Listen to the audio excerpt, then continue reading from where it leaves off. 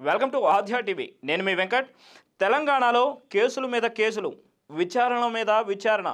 అది Delhi liquor scam అయినా, లేకపోతే క్యాసినో కేసైనా, ఎమ్మెల్యేల కొనుగోలు కేసైనా, ఇలా ఒకటి కాదు రెండు కాదు. ఇప్పుడైతే తాజాగా నకిలీ ఐపీఎస్ శ్రీనివాస్ కేసు మీద విచారణ చేపట్టింది సిబిఐ.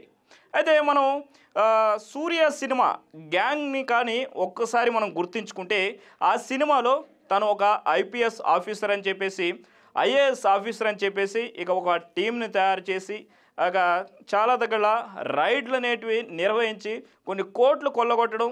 అది హీరో కాబట్టి, అది సినిమా కాబట్టి మరి తన స్వాలభ్యం కోసం కాకుండా ప్రజల కోసం, లేకపోతే ఏదైతే ఆ స్క్రిప్ట్ పరంగా ఉందో దాని పరంగా ఉపయోగించడం జరుగుతుంది.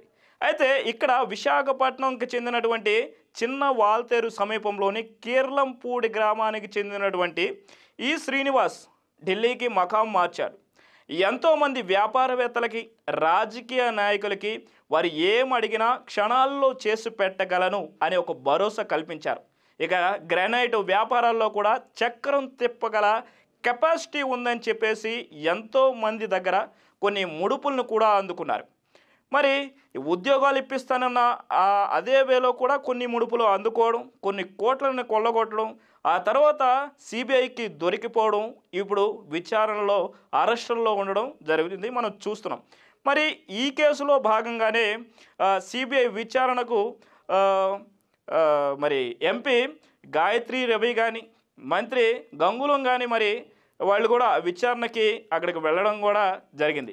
అయితే ఈ కేసు మీద చాలామంది వ్యాపారవేత్తలు కానీ, రాజకీయ నాయకులు కానీ మరి వాళ్ళని కూడా సిబిఐ విచారణకు పిలుస్తుందేమోనని మరి వాళ్ళ ఆలోచిస్తున్నారు, చాలామంది భయపడుతున్నారు.